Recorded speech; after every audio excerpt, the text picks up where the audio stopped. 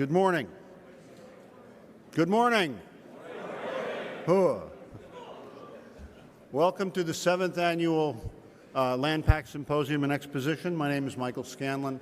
I'm the Senior Director of Meetings for AUSA, and before I introduce the speakers and General Ham, who is our host, I have some housekeeping announcements.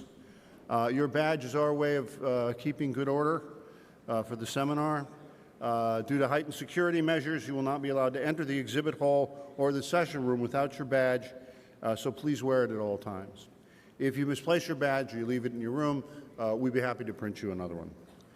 We will have a reception in the exhibit hall during the 2-hour lunch break, both today and tomorrow. I encourage you to go have some lunch and visit with our exhibitors. Parking, self-parking is available for $10 in the Sheraton parking lot only. And we have a validation function out here if you're in the foyer. If you're paying cash, you may pay the cashier at the table. If you are paying with a credit card, you must take the validation with you to a kiosk in the parking lot. There's one on each level, so it shouldn't be too much of a burden. A link to the slides from this symposium will be available on the AUSA website tomorrow. Slides will be posted unless they are marked for official use only. We use question cards at our symposium.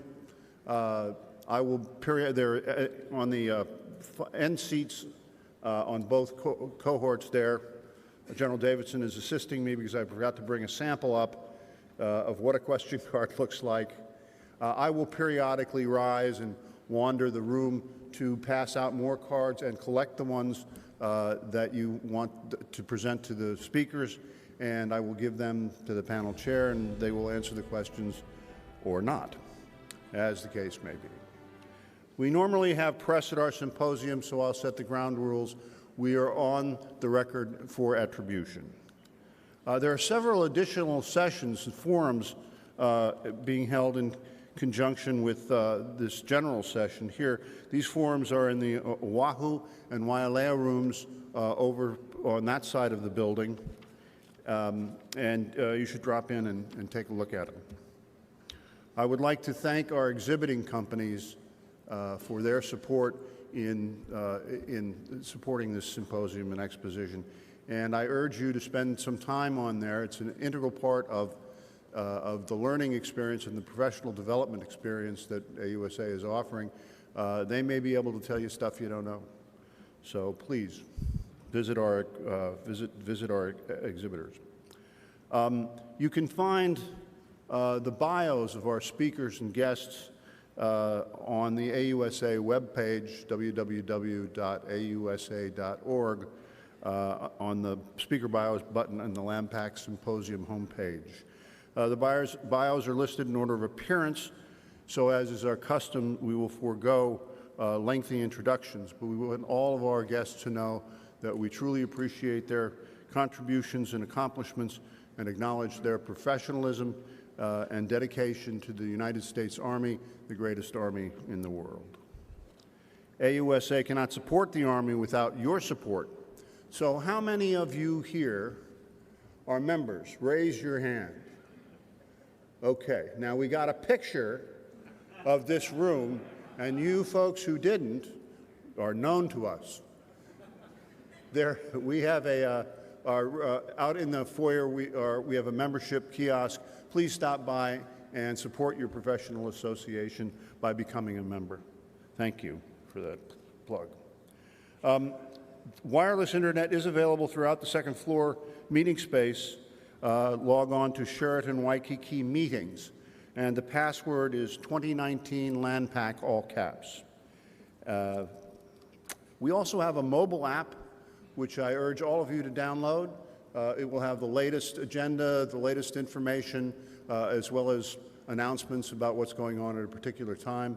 It's really a terrific app. I know that because people have been telling me that. I myself can't access it very well, but many of our customers do. So I urge you to download that at the App Store. I will ask you at this point to ensure that your cell phones have been silenced, and it is with great pleasure on behalf of the Hawaiian Tourism Authority that we will open this session with an Hawaiian blessing. It is my pleasure to introduce Kahu Ramsey Tom, a renowned Hawaiian scholar, founder of the Life Enhancement Institute of the Pacific, and recognized as a cultural resource and teacher. Awarded the Hawaii Peacemaker of the Year in recognition of his lifetime career of advocating the spirit of aloha. Ramsey is also a practitioner of lua, Hawaiian martial arts. It is with much aloha that we welcome Ramsey Town to offer the opening for our conference.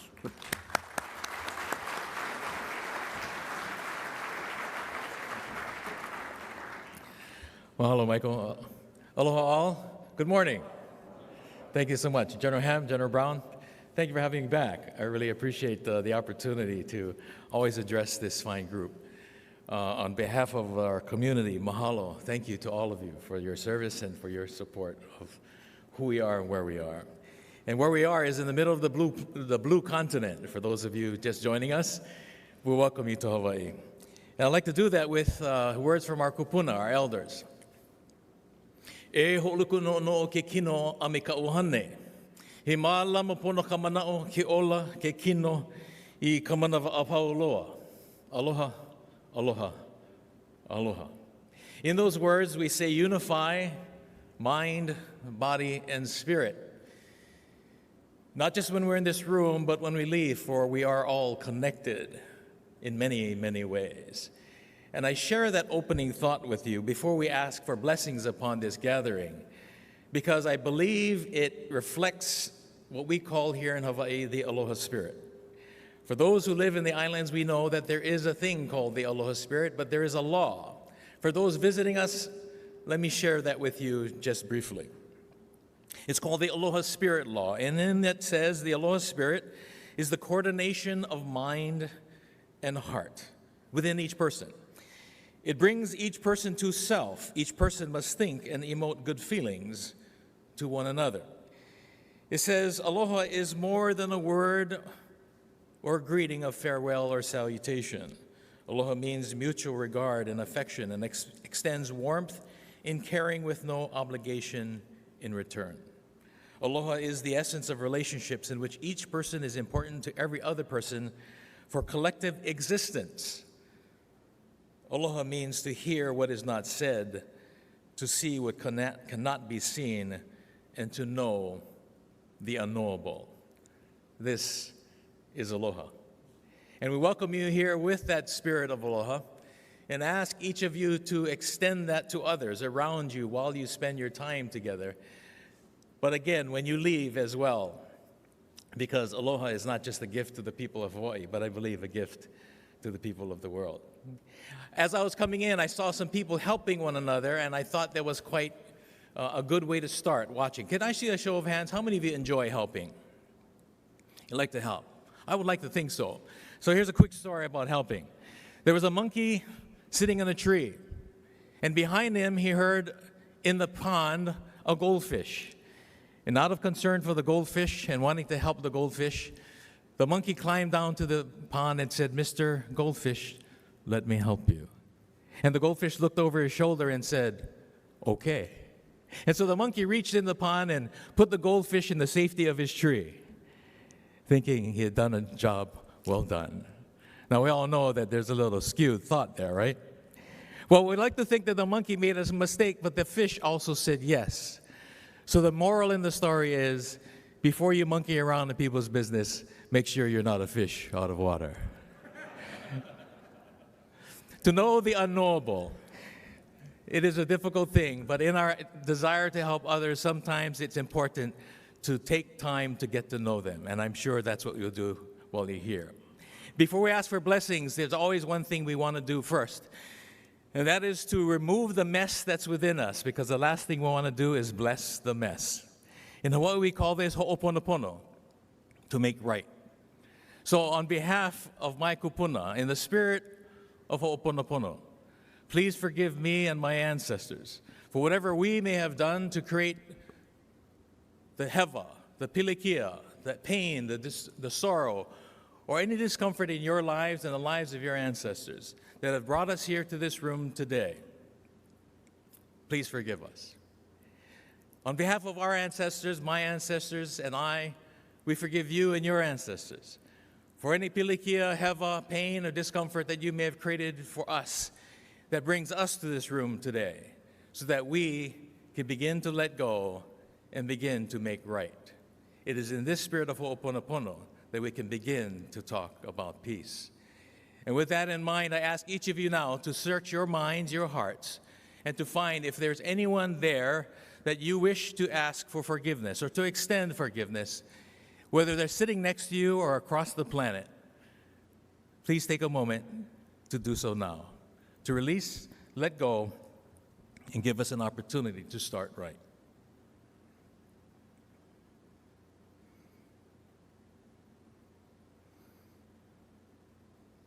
Mahalo, the spirit of ho'oponopono, we make right. The old saying in Hawaii is to start right and end right. So with that, we now ask blessings upon this gathering. We ask the great spirit that covers and watches over all of us, wherever we are on this planet at this time. So if you wouldn't mind just going to that quiet place for yourself to touch on that spirit. O ka maluhia no me oi ku maluhia pauloa. Ka maluhia o ka I o wau no ka maluhia. Ka maluhia no na va'apau no ke a va'amau maulo aku. Haawi aku wau I ku maluhia ia oi waiho wa aku wau I ka maluhia me oi. A ole ka maluhia vale no, ka maluhia o ka I. Peace be with you, all my peace, the peace that is I, the peace that is I am. Not the world's peace, but only my peace, the peace of I. Peace be with you, peace be with you. O ka maluhia no me oi. Aloha, aloha, aloha. General Ham, General Brown, have a great day. Mahalo.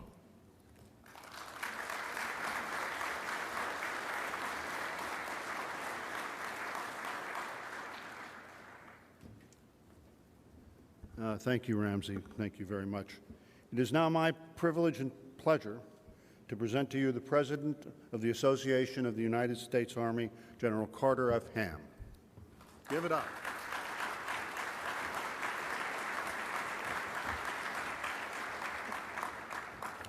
Aloha! Aloha! General Brown, what do you think? Aloha! Much better. Ramsey, thanks. Thanks, Ramsey, for reminding us that we really are in this together. And if I could, there are people in Washington, D.C. who need you. I can think of 535 people particularly who could benefit from Ramsey's guidance and advice.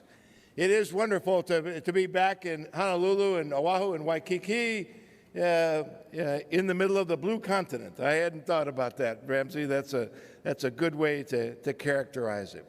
And Dr. Jetty, great to see you, sir. Thanks for joining us. So many general officers. General Thurman is here. We moved him up front so he can help with the question cards, I think, General Thurman. Thanks. A special shout out this morning to Lockheed Martin for sponsoring our registration and for KBR for sponsoring the breakfast this morning. How about a great round of applause for those two great great organizations. As Michael said, this is number 7 of LANPAC, and many years ago, the Chief of Staff of the United States Army asked our association, your association, the Association of the United States Army, to help design a forum that would showcase the role of land power in the Indo-Pacific region. I guess we didn't call it Indo-Pacific in those days. We just called it simply the Pacific region, which we've done for the last 6 years here and will continue in our 7th iteration over these next 3 days. I think he's here. Let me see. Lieutenant General Retired Frank Wachinski. Frank, are you here? Somewhere. Frank was commander of the United States Army Pacific at the origin of LANPAC. And this has come a long way, but it would not be here today without Frank's guidance and support, and we thank him for that. We're going to talk about land power over the next couple of days, defined as the United States Army, the United States Marine Corps, Special Operating Forces, and equivalent forces, land forces, Special Operating Forces of our regional partner nations. You know, the United States Army has been in the Pacific for well over 100 years. We have a long and a rich tradition of Army service and military service in the Pacific. We find ourselves in May, not by happenstance, to commemorate Asia-Pacific Islander Month. And many of you who are much more familiar with that great heritage will recall the heroism of the famed 442nd Regimental Combat Team, the 100th Battalion from right here in Hawaii, which remains strong and which remain amongst the most highly decorated units in the United States Army history. But this region has also produced many challenges for the United States, for the United States Army specifically. We think back in our history to Task Force Smith. We think about the challenges of operations in Vietnam. Challenges continue in the region with the unpredictable nature of the North Korean regime, territorial disputes in the South China Sea, a disturbing and growing presence of jihadist organizations and extremists throughout the region, and the ever-present and destabilizing effects of transnational criminal organizations. Current events in the region, as well as in Eastern Europe and the Middle East, remind us that our nation and our nations require balanced forces, and international coalitions are needed.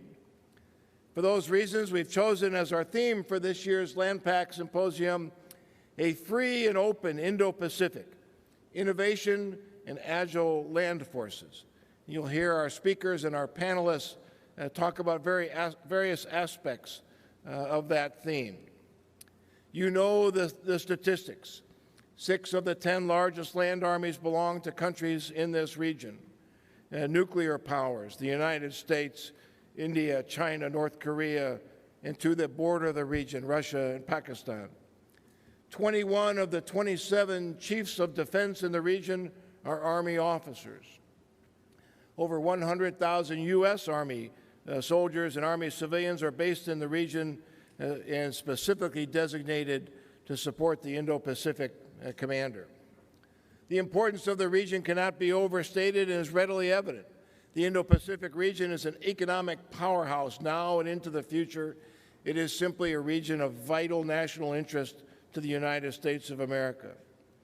Nations in the region range from the most highly developed to some of the least developed in the world. And it's a region that sadly experiences many natural disasters throughout the course of many years. Stability operations, relationship building, humanitarian assistance, and disaster response become increasingly important. To address those challenges and those opportunities, we have developed what we think you will find to be a series of panels and speakers to focus on topics of importance for those who want to know more and understand more about this vital region.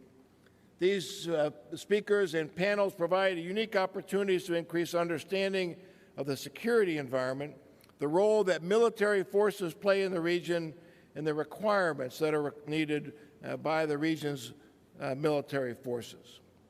LANPAC, we think, is unique. There's no other forum in the region that highlights and focuses specifically on land power. We look forward to a great couple of days, and we look forward to continuing to grow this important venue well into the future. Lots of folks contribute to the success of LANPAC over many years and certainly continuing on in this year. At the top of that list, I would place our international partners who have joined us here in Waikiki to share their experience, to work collaboratively with one another and with the United States leaders in this particular region. So if I could ask all of the non-United States participants in LANPAC, could you please stand and let us show you our appreciation for joining us here today. Thank you very much.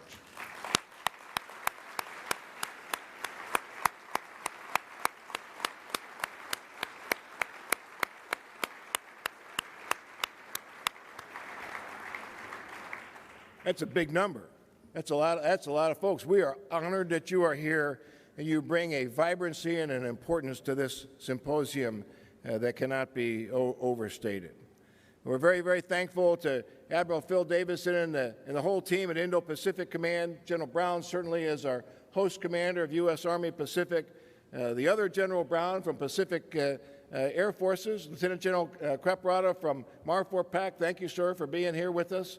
Many industry partners, and I would encourage you, as Michael said, spend some time in the exhibit hall where we have specifically designated time to do that.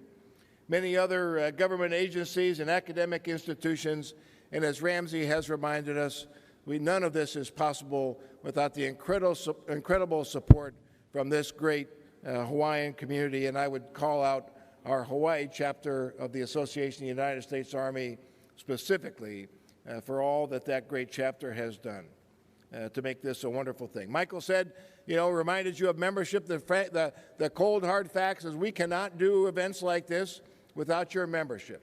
So if you're not a member, please check in with Christine Lathrop and the team just outside the front door. If you're uncertain or just want to check your membership status, please stop by. It takes a couple of seconds just to see. As General Brown is right, General Brown thinks he's bought 17 life members in AUSA, but just keep checking your membership, and we'll be in good shape for that. So with all of that, it's time to begin this great 2019 LANPAC conference, and who better to kick us off than our host commander, the Commander of United States Army Pacific, General Bob Brown. Michael said we won't go through lengthy introductions, so I'll just say that General Brown was born, he grew up, he went to West Point, was a marginal basketball player. General Sullivan, who many of you know, the 32nd Chief of Staff of the Army and my predecessor at AUSA, has this great saying, and it applies to General Brown's basketball career. The older I get, the clearer my memory becomes of events that never occurred. Right? I think we can that capture your basketball. Please welcome General Bob Brown.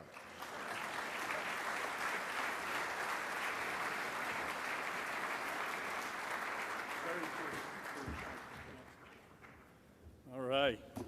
Well, aloha. Aloha. I don't know. Now we're losing motivation. The coffee's wearing off already. Aloha. Aloha. That's better. All right. Well, welcome. What a great forum, the 7th LANPAC. And I'll tell you, we're just really proud. And I joined General Ham in welcoming our great international partners, allies, friends, partners. Fantastic. You can get more done at LANPAC than if you traveled the Pacific for 2 years. More interaction with our key allies, partners, and friends, just fantastic. Well, as you can see, I'm in a little bit different uniform. I'm really proud to be one of the first to receive, to purchase the new uniform. And but, I was back in Washington last week, and so I asked the chief, I said, hey, obviously you selected me to get one of the first uniforms because of my rugged good looks, right? He said, no, that wasn't it. I said, maybe it's my height. You want somebody tall? He said, no, that wasn't it. I said, well, why did you select me? He said, well, you were the only one looked old enough to have been around in World War II. But I'll take it. What the heck. So, and we'll never again be confused, as no offense down there in the front row, of being airlines pilots or bus driver or, you're in the Navy or whatever. All these things. No question as we go back the future, back to the future, if you will, with the former World War II uniform. So I want to thank the Association of the United States Army. We certainly could never do an event like this. We could never pull this off. General Ham, thanks to your team. Just been fantastic. And I think I'm qualified. We had a discussion earlier. This is the 7th LANPAC. There's a few folks out there who have been to all of them. I'm really proud to be one of those. So I'm qualified to say this is no doubt will be the best LANPAC ever. No doubt about it. All right, let's hear it for that. Best ever.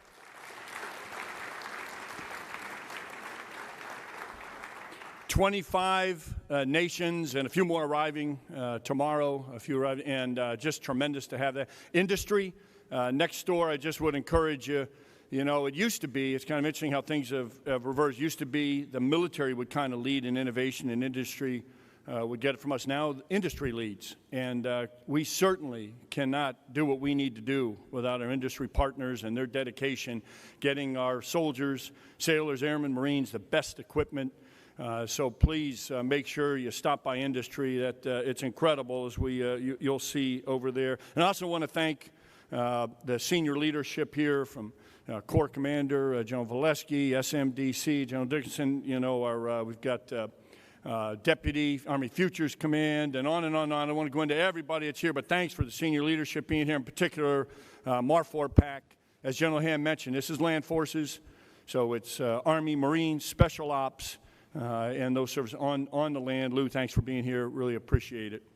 Well, the Indo-Pacific is a complex region, as General Ham mentioned. This slide shows the trade routes, and General Ham mentioned 6 of 10 of the world's largest armies. But what I think is fascinating, inside that circle, which is not all of Indo-PACOM, it's just a portion of it there, inside that circle, more people live in that circle than in the rest of the world put together. So that shows you, inside there are incredible opportunities, there are incredible challenges. And it's interesting, in a year, it's said that just in a short time, we're going to have more people, 7 out of 10 in the world, living inside that circle. When you look at it, unbelievable. 2 billion folks in that circle connected to the internet, that connectivity, 2 billion. 70% of the global population will be inside that circle. So again, incredible opportunities, incredible challenges, no doubt about it. And in that region, it's also very interesting, as was mentioned, we're here in a lot of blue out there. And so you would think, and sometimes land forces get this question, well, it's mostly maritime. Well, it's a joint theater, no doubt about it. And 25,000 islands. 25,000 islands, the land plays a key role. If we look back historically and we look to the future, no question, it's a joint fight, it's multinational cooperation for all these challenges, but the land plays an absolutely key aspect, no doubt about it. And the theme, free and open, Indo-Pacific, as we look, 70-plus years, 70-plus years we've had a free and open Indo-Pacific. And look at the difference that has made. 7 of the 8 fastest growing economies. You talk about a prosperous region that's growing faster than any region in the world. It's the Indo-Pacific. No question about it. Free and open demonstrates a commitment to a safe, secure, a prosperous region that benefits all nations, which is really important. 70-plus years benefiting all nations, large, small, all nations. And when we say free, I'm going to go into a little bit more free. So what do we really mean, free and open? Free both in terms of security, free in terms of values and political systems, free to choose trading partners, not forced, but free to choose, free to exercise sovereignty. So the free aspect is so key, free to exercise sovereignty. Open. What do we mean by open? Free and open Indo-Pacific. Well, all nations should enjoy unfettered access to the seas and airways upon which all nations' economies depend. Free and open, unfettered access, those airways and maritime routes that economies depend on, no doubt about it. Open investment environments, where you're free to choose again. Open investment, transparent agreements, not agreements that benefit a few, and at the expense of others, but transparent agreements, and fair and reciprocal trade. So these things are absolutely key. 70-plus years it's been working, 70-plus years, free and open. It's synonymous with nations that are equally committed to basic civil freedoms and an international rules-based order. International rules-based order, absolutely key. And by the way, this is free and open to all, as I mentioned before, everyone. Even North Korea was mentioned earlier. If they follow international rules-based order, it's open to them. It doesn't exclude anybody. This is free and open, and that's very powerful and has made a huge difference in this region. So the question is obvious. Why would we want to change that prosperity? Why would we want to move to a system that benefits a few, or a system that is unfair because a nation may be smaller, larger, greater influence? No, it should be free and open to all. That has been the real change, and that is what has made this region, again, the fastest growing, most prosperous in the world, that free and open, absolutely critical. So what is land power's role in that? As we look at land power, and again, I'm going to concentrate this whole conference on land power. I would never say any single service has, whether any domain is dominant. They all are important, but land power plays a critical role. I mean, the obvious, people live on the land. There's a lot of blue, but they live on the land. I mean, I guess you could argue maybe they're in houseboats or something every now and then, but essentially they got to get on the land. People live on the land. All those people in this region that were inside that circle we saw live on the land. And there's no greater commitment. When a nation commits land forces, boots on the ground to a situation, be it a humanitarian assistance or a conflict, there's no greater commitment than forces on the ground, no doubt about it. Again, as part of a joint multinational solution, that's certainly key, but the land force part of that is absolutely critical. And you can't understand a region. You can't understand the issues unless you're on the ground. I mean, on the ground, that's where, when you look, people come together on the land, and that's where the decisions, the issues, those key aspects are covered on the land, obviously. And what's the most likely thing land forces will be involved in? First and foremost would be a natural disaster. And when you look at it, this is something, unfortunately, I wish it weren't this way, but it's going to occur. And it seems like they're occurring at an even greater rate. I don't know what's going on, but it seems like everywhere in the world. But nowhere, unfortunately, more than in the Indo-Pacific. The rim of fire and the circumstances. 7 of 10 people in the world that die in a natural disaster, it's in the Pacific, unfortunately. Wish it wasn't that way, but it is. And a UN report recently talked about 1 billion people, 1 billion people within the Indo-Pacific that live in extreme high-risk areas, extreme high risk when there is a disaster. 1 billion. That's a lot of people in those extreme high-risk areas. A picture there of the tragic Nepal earthquake in 2015, where some 8,700 tragically lost their lives. But we had incredible response from the entire Pacific, Indo-Pacific region to help save lives, with 600,000 homes destroyed, a terrible situation. But that response together, and I'm actually very proud that if we look, 35 of the 36 nations in the Indo-Pacific work together closely to save lives. We at U.S. Army Pacific, for example, we do the largest exercise with China as a disaster management exchange, and that's about saving lives. And the only nation that doesn't participate right now is North Korea. Hopefully someday they will. I mean, maybe we'll get through this situation now, and someday they will participate, because it's very proud, because it's going to happen. And the closer we cooperate, land forces cooperating, and again, joint effort, but land forces are the key to saving lives in a natural disaster of any type that may hit the region. Another, as General Ham mentioned so appropriately, violent extremist organizations. Boy, I wish I could say this wasn't happening in our region. Tragically, it is. As they're pushed out of safe havens, they're looking for places they can go, and we all know the terrible situation in Marawi, Philippines, violent extremist organizations, and the brutal fighting there that occurred. And then we all saw recently the tragedy in Sri Lanka, with those violent extremist organizations trying to spread that hatred and the fear, if you will. So again, what is the best way to prevent that? It's cooperation. You can't do it alone. Cooperation, collaboration, sharing information so that we can prevent these horrible violent extremist attacks. And there's example after example of nations coming together and being able to ensure that we could protect our people, that we could protect against violent extremists from sharing intel and information.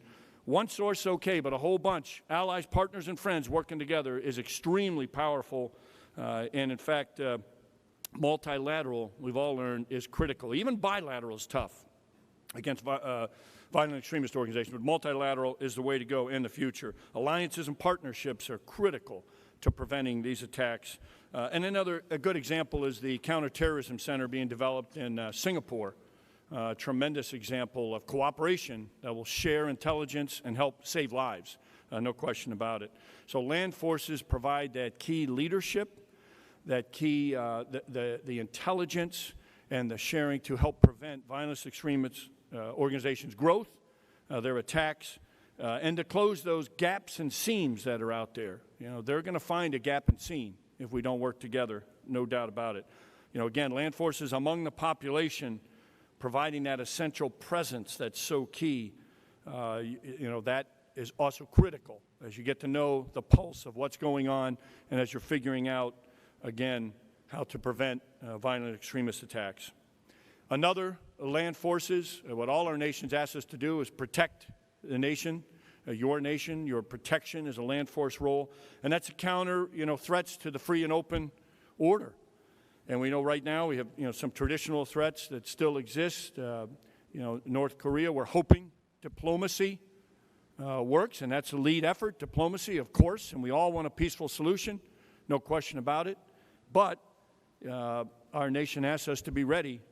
All our nations ask us to be ready, and land forces play an absolutely critical role in that, free and open, and ensuring that we're ready. So as we look, the complexity and character of war has changed with the incredible change in the velocity of human interaction, how quickly things happen. You know, it used to be, you know, when I was younger, I was going to say back in WW2, but I didn't want to, you know, the fog of war then, and just really when I was a major or below, and that was a long time ago, but the fog of war was not enough information. Now as you look, the fog of war is overwhelming amounts of information. And how do you process those overwhelming amounts? How do you find those golden needles in the haystacks of information out there that help you make a key decision? That complexity is key. And again, cooperation, allies, partners, working together, sharing info is the best way to ensure we maintain a secure and stable, a free and open Indo-Pacific. It's also a shift if you look, and we'll have some panels that will discuss this as we look at multi-domain operations in the future. And clearly in World War II, as we look, air and maritime enabled land in the Pacific as 6 corps and some 80-plus divisions were fighting across the Pacific. Air and maritime enabled land. And then the land would seize airfields and enable air and maritime. And where we didn't have air and maritime and land was operating, we failed, flat out failed. Now you can look, it's reversed a little bit because of long-range precision fires, standoff, changes in the complexity. You have many cases where land will enable air and maritime to get in. Land, and I would add cyber and space in there, domains that, you know, weren't around at that level, the level they are today, will enable air and maritime. So a little bit of reversal as we look as the complexities have changed. But land forces bring incredible advantages to a nation looking, again, to secure. When you look at strong alliances and partnerships, this is a picture from Pacific Army Chiefs Conference in Korea about a year and a half ago. And you just look at that, very powerful, again, those key leaders saying, look, we stand together. Multilateral is the way to go, working together for security and prosperity, building and maintaining interoperability, not an easy thing. You know, getting systems to talk to each other, getting individuals, those relationships key in interoperability. 3 parts of interoperability, as we know. You know, there's the systems, there's the policies, and then the most important part, the people, no doubt about it. Huge advantage working together to solve complex problems. An absolute huge advantage, no doubt about it. Again, land forces operate among the people, those alliances and partnerships. Complex environments, 25,000 islands in the Pacific, that land going to be key in any scenario, from HADR to counter-violent extremists to any other scenario that may develop as we work together to ensure a free and open Indo-Pacific. And land, again, as I mentioned, enables other domains, building that trust, when you look, the confidence, the ability on the ground, the commitment. Security is key to prosperity, as we all know. You could argue which came first, but certainly you've got to have security to have that prosperity. And deterrence. really stole, as I look back, probably the best definition I've ever seen for deterrence from Admiral Harry Harris, now Ambassador Harris, but former Indo-PACOM commander. He said, you know, deterrence is capability plus times the resolve and the signaling. Capability, resolve, and signaling. Absolutely key in deterrence. And by the way, as I mentioned earlier, what is the greatest signal of resolve? That's boots on the ground. The greatest signal of resolve. Whether, again, that's resolving to help people, saving lives in a HADR, or whether that's in a conflict of any type, deterrence is key. Because if we do it right, if we do our jobs right and work together, who would be foolish enough to go against us? Who would try to test that alliance, those partnerships that are so strong that work together?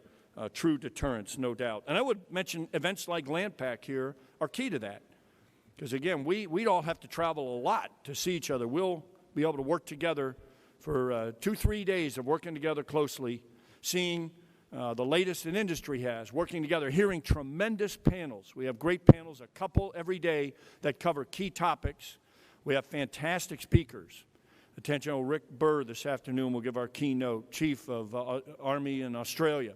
We'll have Indo-PACOM Commander Admiral Davidson tomorrow, tremendous keynote, I guarantee you won't want to miss that. Abe Abrams, USFK Commander, General Abrams is here, tremendous pitch he'll give, I guarantee it. So, and then panels also that look at non-commissioned officers. Command Sergeant Major Gooden from TRADOC here, for example, these key non-commissioned officers, the key role they play, panels, seminars, forums on that. LANPAC makes a huge difference in sharing these ideas and building relationships, no doubt about it. And again, I add in, I think, understanding what the latest technology is, it plays a key role today. And so we're going to have industry here to be able to see the latest and greatest in technology, and it's moving fast. You can't, like, skip it one time and be up to speed. You got to keep checking what is happening because it moves fast, from drone swarms to you name it, counter UAS. I mean, it's unbelievable when you look at the technologies out there. So when our land forces work together, we can accomplish great things. I use the example here because it's a great one. Who would think forces working together would ever have to, imagine if you did a training exercise, land force, you said, hey, we're going to train to save a kid's soccer team. All right? I mean, you say, what are you, crazy? What are you talking about? You know? And then yet 25 nations came together. 25 nations just about a year, a little less than a year ago. As you all know the story well, the Thai soccer team that was tragically stuck in the cave, and 25 nations coming together, working hard. Tragically, one of the rescuers was lost, but thank goodness all the children were saved. And it was fascinating, you know, when they were in the cave, you heard the story, they were determining if they got out, who would go first to tell their parents, because they didn't think their parents would even know what had happened. And they determined the young soccer player who lived farthest away would go first so he could get to his parents so they'd know what had happened. They had no idea the whole world was watching. No idea, nor would you ever think it's what we would call a black swan out of nowhere. Save a Thai soccer team, but working together, cooperation, collaboration, and it's one of the greatest success stories. I'm sure a movie will be coming out soon about it because that's how amazing it is. But that gets right to the point that together we're very, very powerful. Together we can keep a free and open Indo-Pacific. Together we can ensure peace and growth and stability for all our nations. Separately, I don't know. It's not going to work. But together, and I think that's why it's very appropriate, Ramsey, thanks, because you hit it right from the beginning. Together we'll be very powerful and make a huge difference. So thanks for joining us for the 7th LANPAC. Really look forward to the dialogue, the great discussions. We'll have a panel starting up real soon. I think I'm going to take a few questions, no hard ones, Michael, but a few questions as long as they're easy. He usually squares me away. So thanks for joining us. I'll answer a couple questions here, and then we'll get on with the panel. Okay.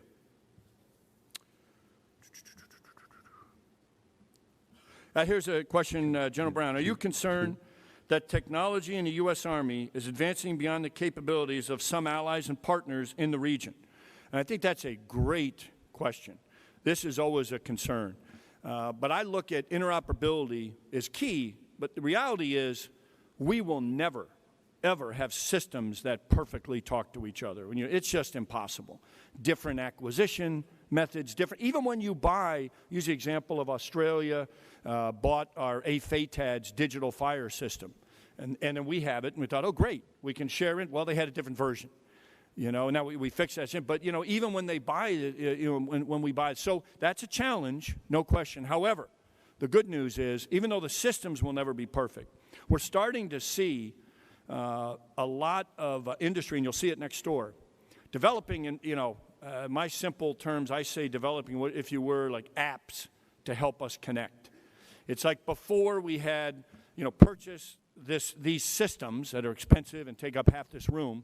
And now folks are realizing, hey, to connect folks, we need to do it in a much simpler way, make it much easier. And there's some pretty amazing things. I saw a demonstration, for example, of you can connect with a system, a very like an app and a very small, inexpensive system that can enable police, fire, all types of communications to communicate with military, where before we couldn't do that. So we had a huge gap in HADR. You couldn't communicate well. And that's already solved, just from folks working together. So some of the system stuff will be solved. It'll never be as good as we would like it. The other two parts of interoperability, though, we can do something about. The other two parts of interoperability is the systems, and that's a challenge. But we keep working it. I think it's going to get better, never be perfect. The second part is policies. We can do a lot about that. Sometimes we don't even know what the policies are that prevent us from working together. I mentioned Australia in an exercise. We both had the AFATAD's digital firing system. We didn't realize we had a policy that prevented us from sharing that information. So we changed the policy. The United States Army in that case. So there's policies. You have to figure out what they are. Policies can be adjusted to share better. And the final part of interoperability in the three parts are the personal relationships, people to people. That's where the real strength is. We can work through anything together, person to person. The systems will never be perfect. The policies always probably lag a little bit. They can improve.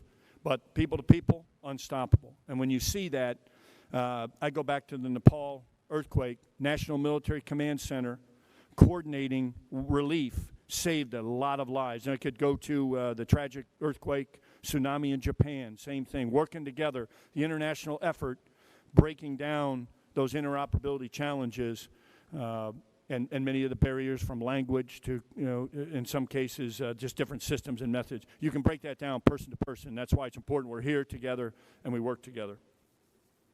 Next question, which is, I think this person is a doctor because their writing is so poor. Could you, I'm going to try to read this, and could you please highlight the Army's role in future, Pat Donahue, you wrote this. I don't want to point you out specifically. I can't read in the Pacific and new capability. Can you, do you remember your question? Yeah, the Army's contribution in the MDO fight. Okay, good. And I think you did go to med school, if I'm not mistaken, there to learn that handwriting. So sorry. The Army's contribution in the multi-domain operations.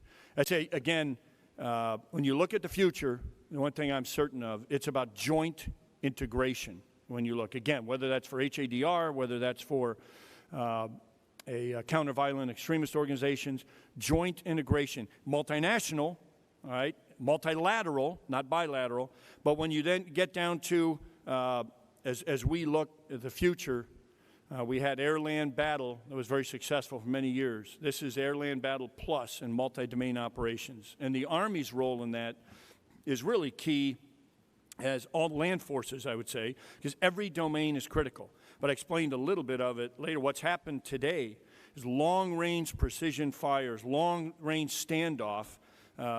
There are those that are building anti-access area denial bubbles, if you will, and they believe they have all our militaries figured out, that they know exactly how we fight, and in a very formally linear manner, and not utilizing all the domains.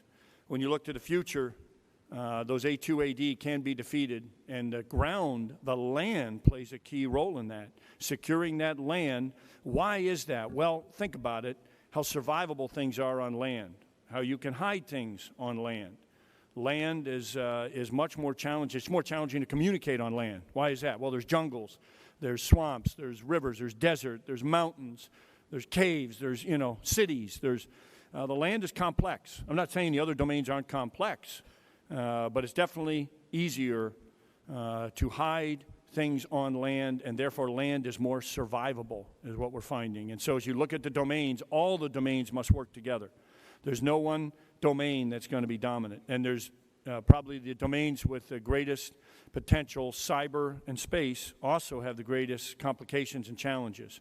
But land plays a fundamental role, and from the land, you'll be able to be more secure and therefore impact that anti-access aerial denial, impact the predictability and be much less predictable, working together with, and that's land, and I say again, just to reiterate, that's Army forces, Marine forces, special ops. They will play a critical role anywhere in the world, certainly here in the Pacific with the 25,000 islands I mentioned. And another area, land that's really key when you look, someone has to control, mission command this aspect of a very complex multi-domain with joint forces and adding in cyber and space. So working, who does that? But I know one thing's for certain, land forces have done that before, are good at orchestrating, pulling in all domains, and ensuring that we take advantage of strengths and negate weaknesses.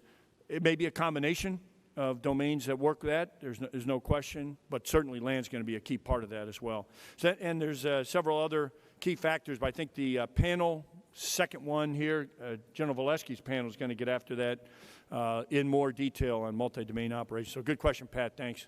Any other, no, good, all right. So let's get on with the panel.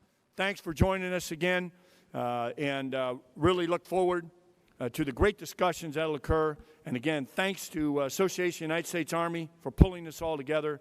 Thanks for you, and congratulations on being here. You can say you were at the best LANPAC ever, guaranteed. Hooah.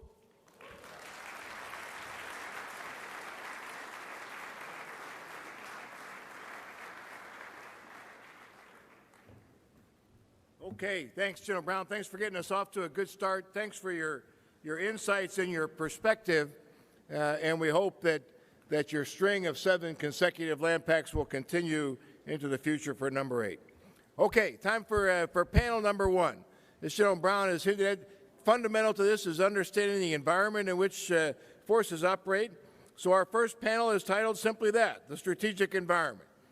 And our panel chair for this morning's first panel is Major General Sue Davidson, Director for Logistics, Engineering, and Security Cooperation, J4, a United States Indo-Pacific Command.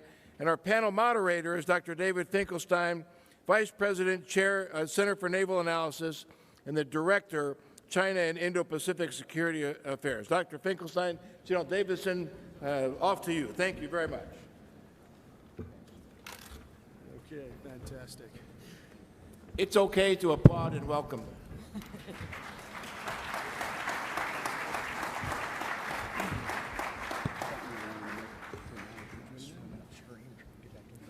Okay, well, good morning, and many thanks to General Ham, Lieutenant General Swan, and the AUSA crew for the opportunity to moderate this first panel of LANPAC 19, a high-pressure proposition, obviously, coming right on the heels of General Brown's excellent talking points this morning.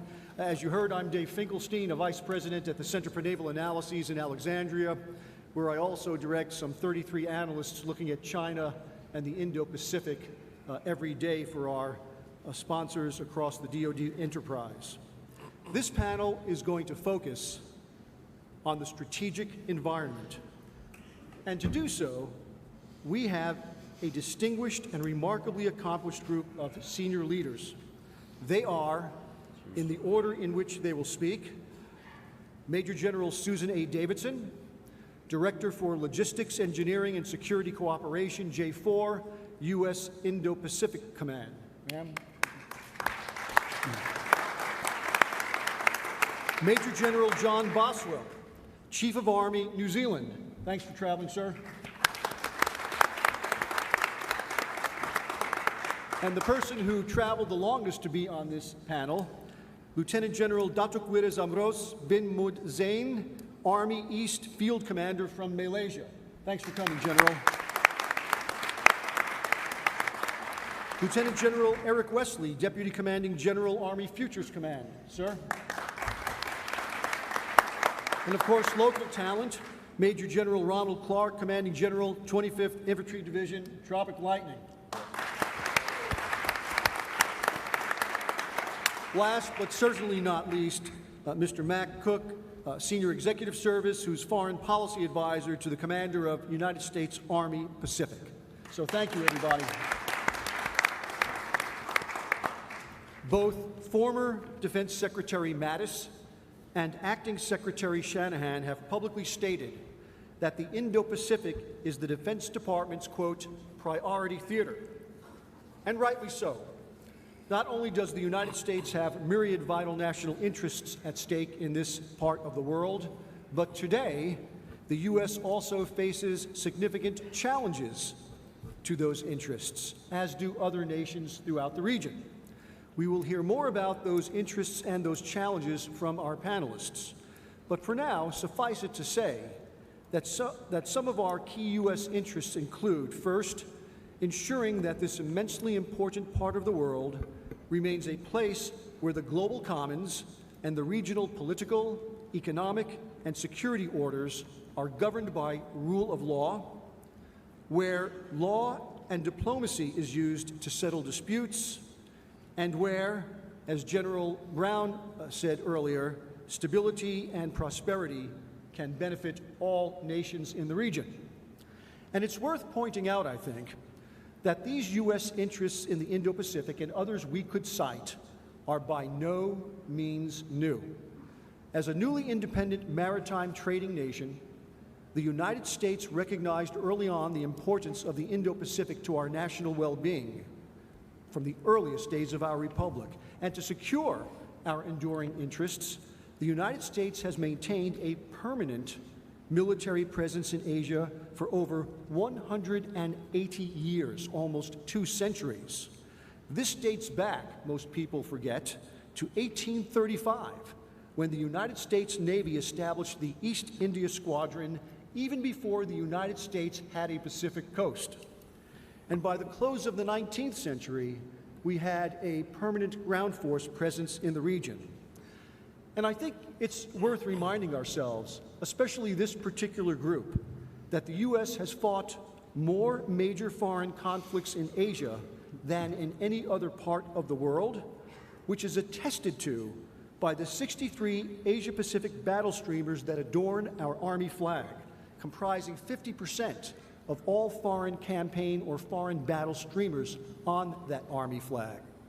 So to those who would describe the United States as being an external actor in Asian security affairs, or who would question our willingness to defend American interests and those of our allies and partners, to them I would merely say, please review the historical record. Now, this panel is about the current strategic environment in the Indo-Pacific. And that strategic environment is increasingly dynamic, complex, and fraught with potential challenges to peace and stability from both traditional and non-traditional sources.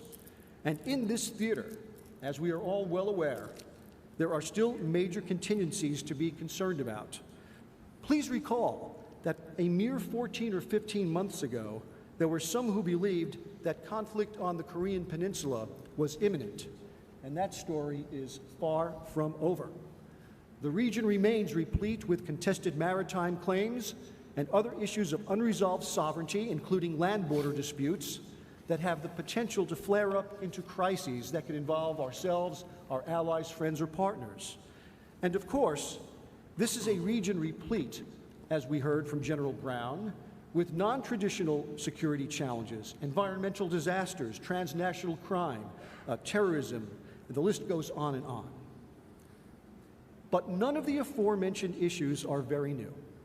They have defined the region for quite a while. So I'll leave you with this thought.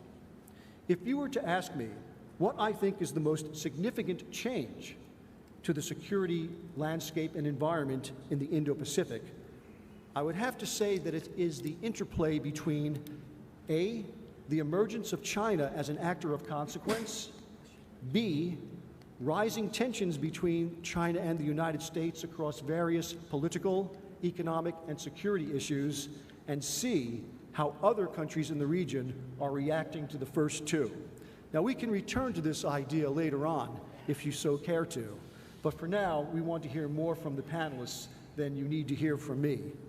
If all exercise conference discipline, we should have time for audience participation after our last speaker. So, General Davidson, with those introductory comments, ma'am, I turn it over to you. Thank you. Aloha and welcome. Many thanks to our moderator for this panel. He's going to try to keep framing our discussions to stay on track. I suspect that you all are expecting me to start off with remarks about the military and what they're doing in this Indo-Pacific region, especially the Army. But I want to share with you there is some much more going on in the region. We've seen real changes in the strategic environment over the last 11 months.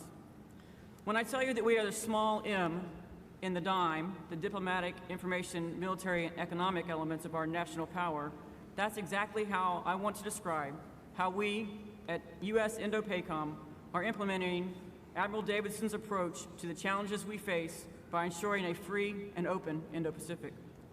I know some of you have heard this before, but please let me share with you how we describe free and open Indo-Pacific.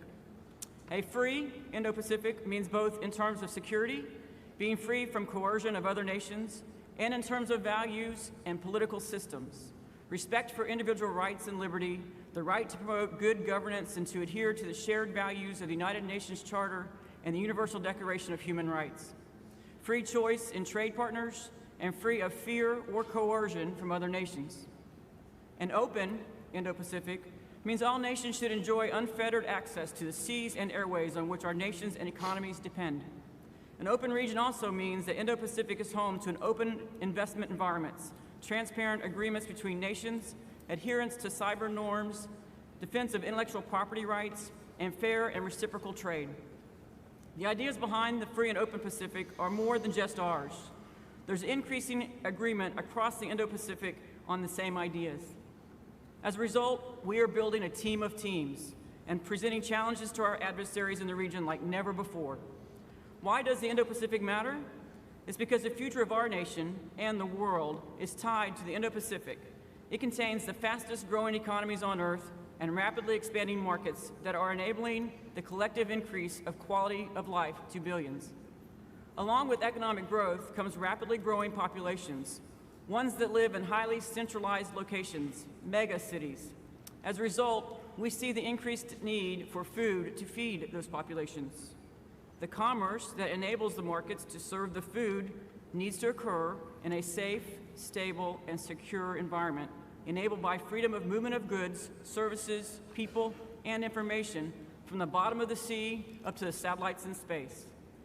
Our government has worked to unleash the economic potential through things like the better utilization of investments leading to development, or the BUILD Act, transforming the Overseas Private Investment Corporation, OPIC, into the International Development Finance Corporations, passing the Asia Reassurance Initiative Act, and USAID's Clear Choice programs. These efforts, paired with those of our allies and partners, are essential to offering an attractive alternative approach to the malign behaviors of others.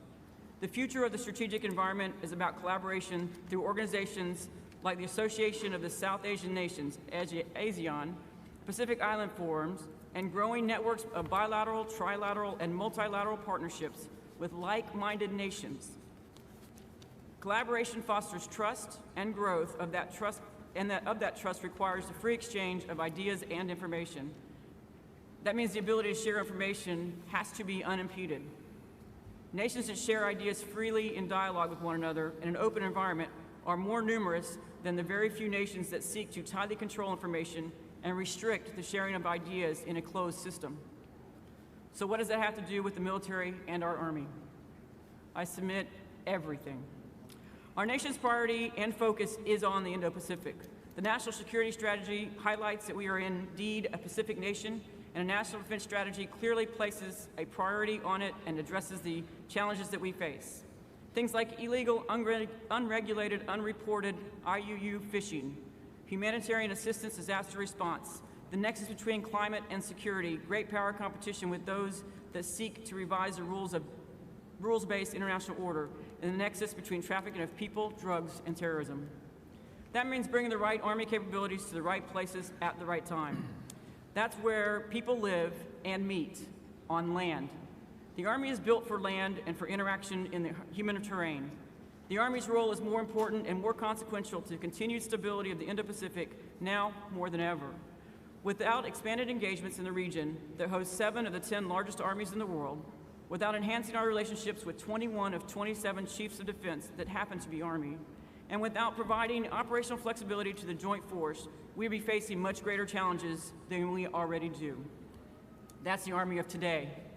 The Army of tomorrow is focused on ensuring the rules-based international order through multi-domain, multidisciplinary approach. The future of the Army in the Indo-Pacific is one that provides a visible assurance to those in the region that are unsure of our unfailing commitment to peace and stability. It's an Army that enables a constellation of allies and partners that challenges our adversaries with a team of teams when crisis or even war happens. The Army has much to contribute in the Indo-Pacific, the most consequential region in the globe. It is inevitable in demonstrating our commitment to mutual security, values, interests with others. Thank you again. Now I'll provide the opportunity for members of the panel to provide initial remarks before we start answering questions. Thank you. John?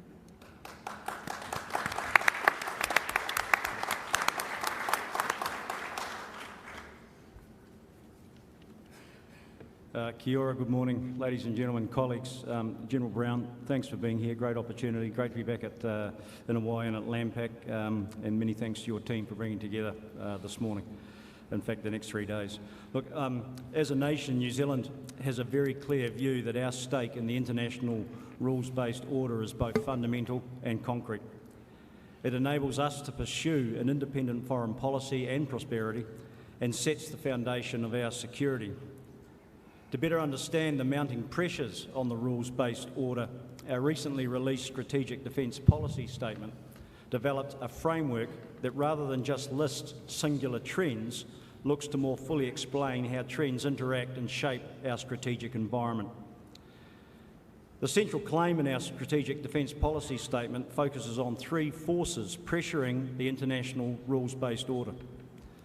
The first force is the pursuit of spheres of influence. While we are observing nations integrating into the rules-based order through economic and military means, we are also observing the same nations pursuing claimed historical areas of influence in ways that challenge norms and, at times, sovereignty of smaller nations. Often the methods used by those nations are incremental and below thresholds of response, which challenge other nations by way of reply. The second force are challenges to open societies and looking inwards. Slow growth, rising inequality and demographic changes have brought nationalist and populist movements to the fore. These movements promote ideology that globalisation has come at the expense of national goals and makes support for a cohesive rules-based order more complicated. Lastly, there are complex disruptors. These transnational trends challenge stability in complex ways. They often disproportionately impact open societies or states with weak governance and low resilience infrastructure, and often amplify or enable other threats. So complex disruptors most relevant to New Zealand include climate change, cyber, space, nuclear proliferation, emerging military technologies, terrorism, transnational organised crime, and migration. The second column in the slide build that you've got on your screen captures the so what of that very generic environmental analysis for the New Zealand Army. Of note is that my government is very clear that the core task of the Army is to conduct higher-end military operations, in particular combat operations. We are, however, to be flexible enough to respond to a range of tasks from HADR to higher-end combat. And that latter requirement is a real challenge for us, with a small special forces element and our core combat force being built around light armour, light infantry and light artillery.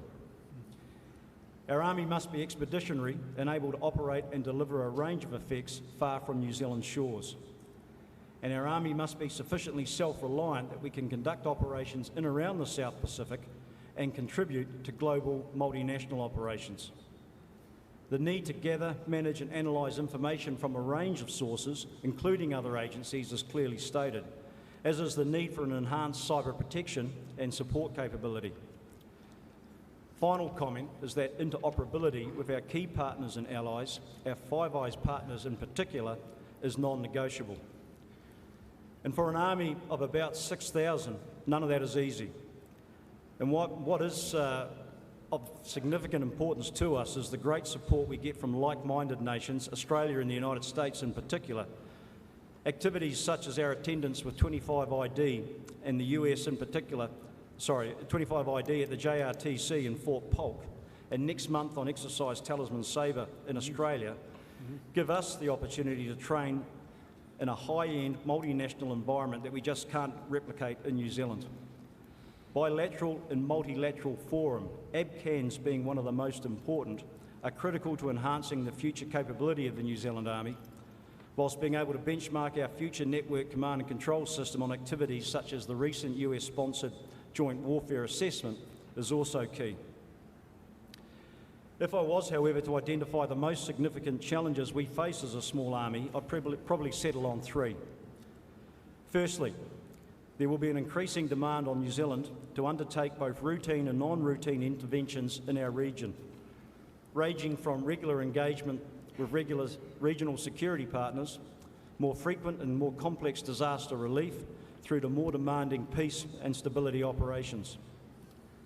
We will be vulnerable to disruption to critical lines of communication in space and cyberspace. We need to remain vigilant against a range of malign actors in cyberspace, and we need to be comfortable operating in space and cyber-denied environments.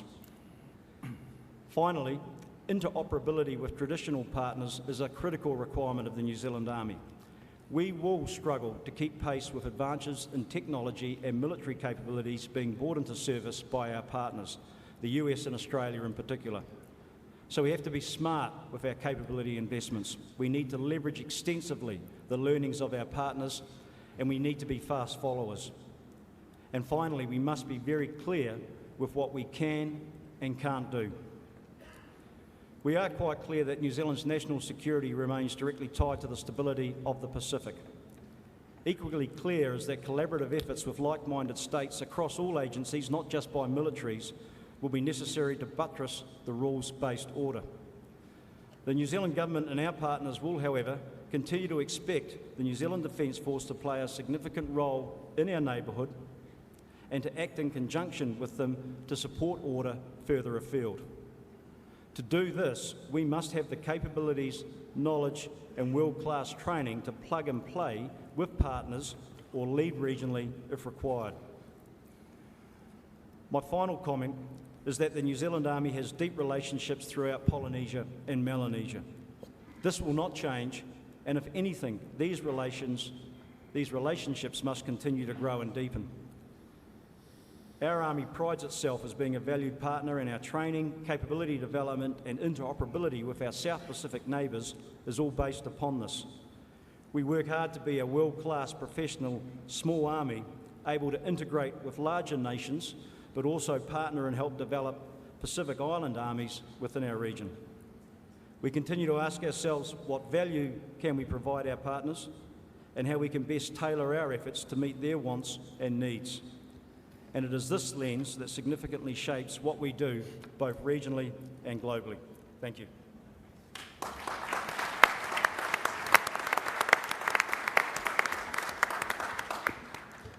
Bismillahirrahmanirrahim.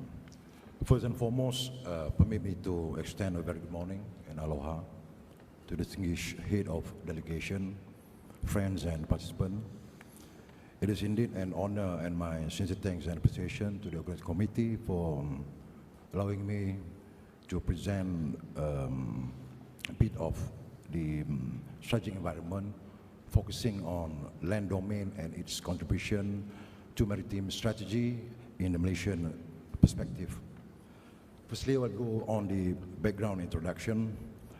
Maritime strategy is a concept that only gained prominence since the turn of the century.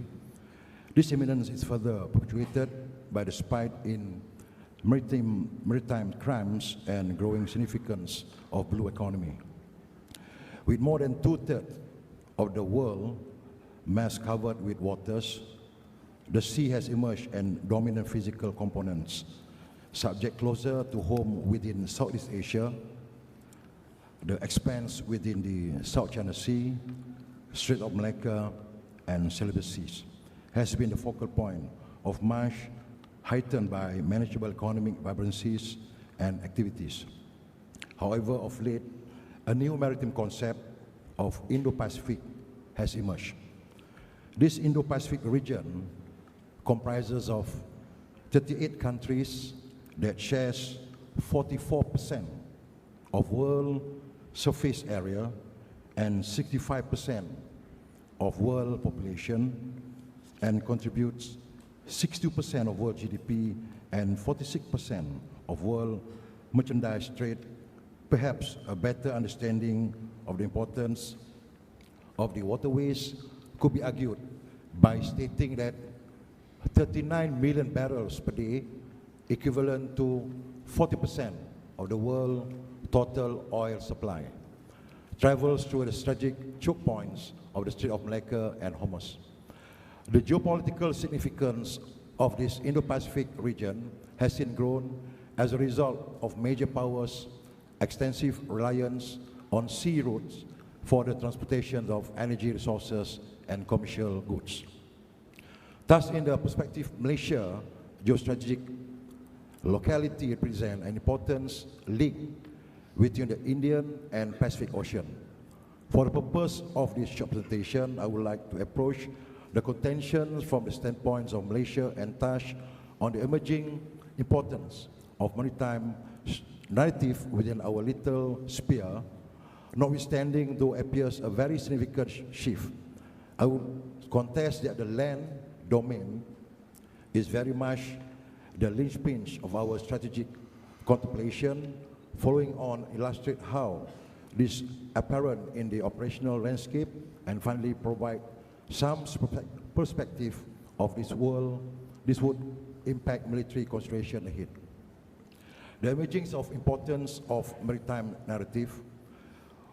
With a coastline of 4,575 kilometers, Malaysia is slowly revolutionizing into this reality of a maritime nation, and doing so, developing a maritime narrative. However, this is done in strides, embarking from concept of maritime security from the onset. Please note that Malaysia does not have an expeditionary elements, and at the heart, this maritime security narrative is essentially an economic-centered focus, though the outlook may seem aligned to safeguarding the territorial integrity of the nation. As Malaysia is composed of two non-contiguous regions separated by almost 748 kilometers of South China Sea, the need for a dominant and present in policing the water between equally crucial. Nonetheless, this also includes security from crimes at sea and terrorist act. Additionally, curbing unlawful damage to marine environment, including illegal dumping, discharge of pollutants from vessels, and depletions of natural resources are among the other security-linked impediments that threaten the stability of Malaysia. The ability to profoundly undertake the above security calling would demand an overwhelming increase in our naval capital, asset, and infrastructure that would require deliberate planning and not be possible in the very near future, notwithstanding and in anticipation. Malaysia chooses to invest into the collective sharing of responsibility among littoral states that witness, as in the burst of the Malacca Strait Patrol, that is Eyes in the Sky, and trilateral security cooperation in the Sulu, Celebes Sea, among Malaysian, Philippines, and Indonesia. Such collaborative efforts compel the establishing of a fusion center at Singapore, which at the heart opened the avenue for collecting, disseminating of actionable intelligence and real-time information that permitted timely, swift responses. Though this may seem as baby steps towards this undertaking are essentially the building blocks of developing towards a shared maritime picture and all encompassing maritime domain awareness. How does land domain fit into this? Many may argue that once a conflict develops in the sea, the land components have practically little or do not play any role. This perhaps is where the misconception, the lack of understanding creeps in. There are indeed many possibilities for the land components to project capabilities and contribute as elaborated below. First, developing offshore-based, mobile, long-range anti-ship missile and increased air defense asset that permits the deployment of effects towards any adversary. Second, coordinated response with instruments of national power. Thirdly, ability to build subsequent follow-on capabilities. Fourthly, operational success require combat power deployable from land. Crux of pursuit of stability operation require land power. Last but not least, naval supporting infrastructure as imports need to be developed and security of land-based assets. The operational landscape. In mapping this development into the operational context, one needs to reality view of the threat environment that does not paint an easy and rosy picture. The nature of Malaysia, geography along with domestic political and social challenges have indirectly compelled all nations within the neighboring archipelago to blend together. Threat in the new paradigm should not be only viewed through the lens of hostilities, armed insurgents, or uprising. These transnational challenges are ever innovative as fluidity, rapid changes of these new threats have put many nations at risk, threatening livelihood as in areas of threat, economic, national resources, disaster response, international engagement, etc. As discussed above, shared information, resilience relationship among responding nations, agencies, and active collaboration represent critical in enhancing domain awareness as in the below imaging possible would attest. Firstly, threat in the movement of foreign terrorist fighters. Second, online extremist portal calling for the disruptions of essential service, global trade, sea crimes. Thirdly, criminal trafficking. Fourth, wildlife trafficking. Fifth, movement of illegal weapons, narcotic, illegal trades on high seas. Six, illegal, unreported, and unregulated fishing. And lastly, damage of marine ecosystem and biodiversity. The way forward. Looking into the future, I would not be far from truth to state that everything ahead will continue to be uncertain, unpredictable, and ever more challenging than what we are encountering presently. The competition among nations will grow, get more competitive, further impacting upon globalization and compelling for greater interdependence between nations, and the same vein open up fresh challenges ahead as in the utilization of waterways and illegal sea pursuit. From the perspective of Malaysia, should all of the above possibilities come up, it may be too large an undertaking to mitigate alone. Thus, there be a need for collaboration, a rally for nations to come together, accepting a sense of ownership of the problem, and approaching it communally rather than individually. The amalgamations of resources alone would be overwhelming, cementing a clear demonstration of determined resolve. Notwithstanding, coming together must be meshed with steady and steadfast profile that must be complemented with element of robustness in execution. The intent for a peaceful, sustainable tomorrow should override any interstate differences and rift.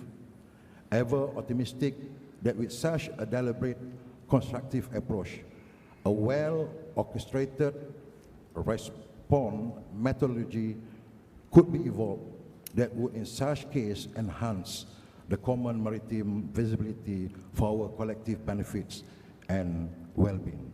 On that note, my sincere thanks and appreciation to all for kind attention. I look forward for the next Q&A session. Thank you very much.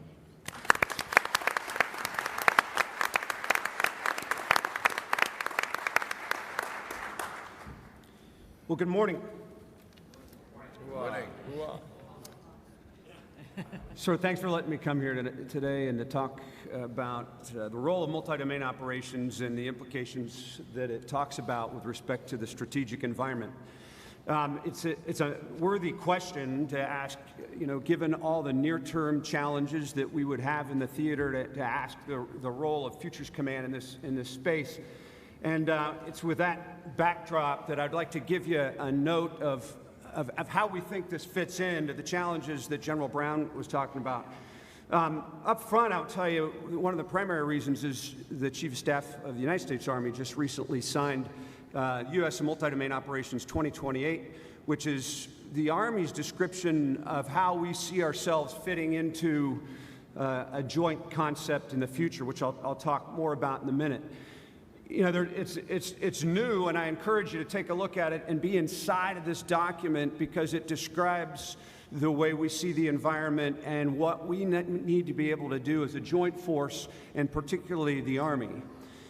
Some may criticize it, and the description might be that concepts come and go. First of all, if you're like me, you didn't know much about concepts when you're in the operational force.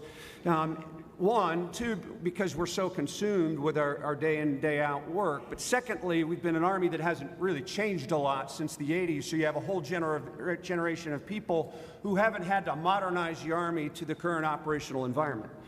So we as a generation of leaders need to get back into the idea of concepts. The second point I would make out is some may say the fact that they come and go means that they were not valid or not legitimate. One of the benefits when someone says, will this be around for a while, is I oftentimes will say that the benefit of this document is we modeled it, patterned it off of the United States National Defense Strategy and National Security Strategy. And the reason that's important is the NDS and NSS, maybe uniquely to the past, describe the world as it is and as the world is changing.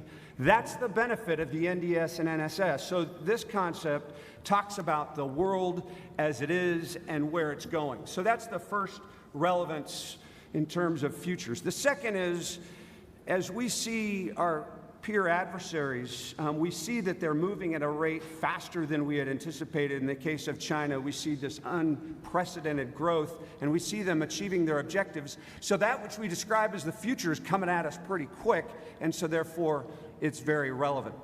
And then finally, Futures Command has shifted a little bit of focus on our Joint Warfighter Assessment, just recently led by Gary Valesky in First Corps, looked at an Asia problem where we're learning a lot. Our capstone exercise looked at an Asia challenge where we're learning a lot. So throughout a number of panels, we'll be able to talk about those issues. But what's changed in the environment as we see it that's relevant to how we want to fight, and what we've done in this document of U.S. Army and multi-domain operations is identified really three major dynamics that have changed. The first one is that our peers have looked at the way we fought, namely 1991, 2003 as it relates to the United States, but others, and they have concluded that they want no part of close combat with the United States, our partners, and our allies, because we're really, really good at that. So our peer adversaries have invested in multiple layers of standoff. General Brown talked about that. And that's posed a problem for us if we want to be engaging or have influence either in conflict or left of conflict, because we're not there in the means and with the means and capacity that we need. The second area that's changed is this idea of strategic competition or competition left of conflict. And this is a challenging one, particularly for nations of Western democratic nature, because we find it unattractive for military institutions to be actively engaged left of conflict without sufficient authorities. But because they've seen that we are really good at close combat, our peer adversaries have invested in ways to achieve their operational and strategic objectives in the competition space. So the implications are that our militaries have got to get into the competition space, and this is why when Lieutenant General Zambrose talks about this idea, it's not just through a lens of hostilities, that we have to train our institutions, our military institutions, to get into the competition space to ensure we enable our own strategic and operational objectives. And absent that, what we will find is, over time, we will slowly lose sufficient market share. And then finally, this idea of being contested in all domains. We have been lulled into the idea that when the United States or partners and our allies go into a conflict, that we can do so at will on our own timing. And absent any ability to get into the competition space and also be able to compete in all domains, we'll be challenged in our ability to employ or seek the objectives that we are moving after. So what we are arguing in multi-domain operations is there's 5 pieces that we have to get after. The first one, and the one I would talk about in this panel, is this idea of competition. And competition really entails a number of factors that I'd like to walk through, but the first is we have to be able to counter unconventional warfare, information warfare, and in certain regions, maybe economic warfare or tributary economic behaviors. And you have to ask yourself if we are suited or have the capacity, if we are set up in such a means, if we have a framework in place that allows us to compete in that space, in those areas, unconventional warfare, information warfare, and that of tributary economic behaviors. The second thing you have to be able to do in the competition space is operational preparation of the environment. That is, if you can't expand the competition space, if you fail to compete left of conflict, you have to have the capacity to very rapidly transition a conflict, because if you don't, because we're not there, then we will have a challenge getting in, and it becomes a question of protracted conflict if you don't have the ability to rapidly transition. And then finally, this idea of deterrence. And with those other factors in place, the ultimate objective is for us to force our peer competitors to challenge, to recalculate their objectives so that they always know that we're willing to compete. And then I'll just wrap up with this idea. If you ask the question, what's the role of land forces in that dynamic that I just described? The primary means or utility of land forces is really in the competition space. That's where we compete, is where people are, as has been stated a couple times. So the very simple answer to the question, do land forces have a role? If you believe in competition, if you believe in you having to be there, then you know that land forces have a role. Ladies and gentlemen, thank you for your time, and I look forward to your questions.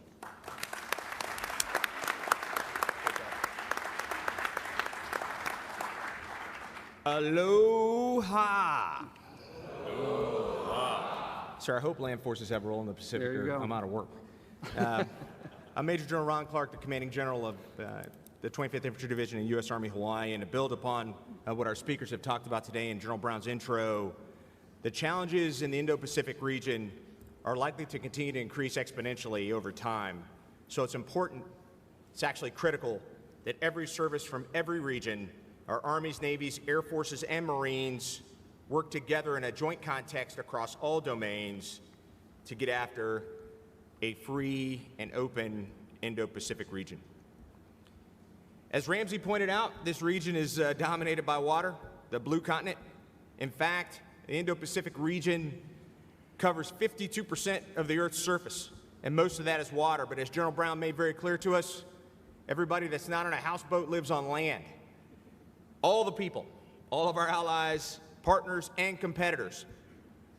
So when you think about what happens on land in that contested space, 24 of the 36 megacities are in the region. Half of the world's population and 6 of the world's most populous nations, China, India, the US, Indonesia, Bangladesh, and Russia, are in this region. The world's currently 3 largest economies, and 5 of our 7 treaty allies and partners are here in the region. That perspective is further championed by the fact that our military allies have made choices with land forces that also answer the question, are we relevant? 27 nations in the region have an armed force, and the Army is the largest force in 26 of those nations. 22 of our partner nations have an Army officer serving currently as their Chief of Defense. And 7 of the world's largest armies, of the 10 largest armies, are here in this region. That's why, although we consider this a joint theater, the land component is absolutely important and paramount to our allies and partners, and it's also important to remain engaged, relevant, and decisive. Make no mistake about it, relationships matter, because it's too late to build relationships at the start of a crisis. Since our allies and partners agree with us that having land forces is vital within the Pacific, our answer is that 106,000 active Guard and U.S. Army Reserve soldiers are assigned or allocated to U.S. Indo-Pacific Command. And all those formations are in the business of relationships. Land forces conduct approximately 200 engagements with 34 countries annually, including 24 large-scale exercises with 14 countries. 14 of those are bilateral and 10 are joint. More than 40 executive engagements across the theater, which does not include LANPAC. 40 subject matter exchanges with countries in the region, and 70 interactions and training missions by the Asia-Pacific Counter-IED Task Force here on island. Our relationships are further strengthened by the multi-component nature of our relationships and interactions. The U.S. Army National Guard currently has 10 state partnerships in the region and continues to grow and thicken those relationships with existing partnerships. There are 192 partner country soldiers currently attending U.S. Army schools and advancing mutual security, cooperation, and interoperability, and that's procedural, technical, and human. Our 9th MSC, Mission Support Command, led by Doug Anderson, who's hiding over here on the left, is a shining example of a multi-component formation whose geographical dispersion across the region enables USAPAC to build and sustain relationships while projecting power and providing critical defense support activities to civilian authorities. This is critically important since we average 81 tropical storms in the region per year, and 10 of the 11 worst natural disasters in terms of loss of life in the last 20 years have happened in this region. We also get after the relationship business through Pacific pathways.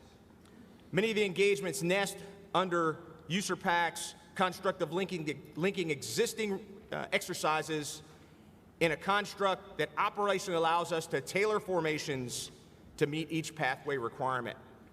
Currently, 1-2 Stryker is finishing a highly successful pathways in the Philippines under the superb leadership of my West Point plebe roommate, Bill Burleson, who's sitting in the 4th row. Sir, we will not accept any questions from him at any point during this panel. But between the 7th ID, that was preemptive. I saw him writing something down. Which I'm sure you're not taking notes, Bill. The 7th ID, the 25th Infantry Division, and U.S. Army Alaska, along with many of our National Guard partners, build partner capacity while maintaining readiness for our own formations as we address regional contingencies with our partners together. We also provide the Indo-PACOM commander with a credible, capable force to respond to any contingency on the far side of the international date line should there be some sort of operation short of combat or natural disaster. I'm not going to spend any time on multi-domain operations, as General Wesley very adequately and capably talked about that, and then there's a panel led by General Valesky which follows this, so any hard questions about MDO should be addressed to the next panel. But I'll just point out that we're already in the process here in the Pacific of getting after many of the concepts of multi-domain operations today. For instance, the U.S. Army's Multi-Domain Task Force fired HIMARS short of ship during last year's RIMPAC. The 25th Infantry Division integrated Air Force, Marine Corps, and Navy personnel into our Joint Air-Ground Integration Center on the Big Island last month as a part of a division-level combined arms live fire. Or as we routinely do every day in terms of our teammates from the 8th Theater Sustainment Command, expertly led by Charles Hamilton. Sir Charles is sitting about 20 rows back because he's multitasking, which is probably not appropriate for this setting. I'm just saying. But the ATSC provides predictive logistics and forward posture with scalable, tailorable mix of capabilities across the theater in preparation for wherever contingencies may come about. But as I close, understand, and we all do, that the land domain is about human interaction. And there's no human emotion stronger than the feeling to belong to a family, to a unit, or to a partnership built at the speed of trust. Our land forces represent the commitment and will of a nation that give the potential adversaries that we may face a sense of deterrence, and should deterrence fail, provides the region capability and capacity to fight and prevail. Thanks.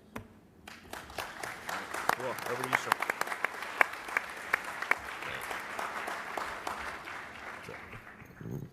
General Brown, General Ham, panel colleagues, American and international participants. The United States free and open Indo-Pacific strategy has 3 pillars: security, economics, and governance. My colleagues have explored the first. I will discuss the second 2 pillars and a whole-of-government approach to that strategy. But before I talk about whole of government, I want to first talk about democracy itself. It seems fashionable these days to complain about how popular democracies find it difficult to compete with authoritarian states and extremist movements. The ideals of democracy, competitive elections, free speech, economic liberty, these are our strengths, not our weaknesses. Free speech and economic liberty go hand in hand. Sure, it's noisy. It's meant to be noisy. That's how the truth comes out. Corruption will eventually be exposed, and competitive markets will nearly always deliver deals that are fairer with products and services that are actually needed. Command economies, on the other hand, are inherently corrupt, with rent-seeking groups vying for monopoly powers over whole pieces of those economies. And when they go to foreign lands, their ventures often amount to neo-colonial attempts to control resources and mercantilist efforts to fuel domestic employment and wealth at all costs. Yes, competitive elections can lead to inconsistency.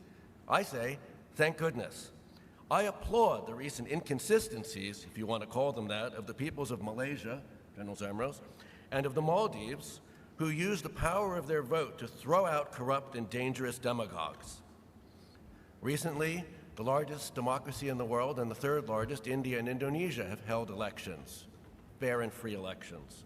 I say all power to them. Authoritarian governments are also, they're very consistent.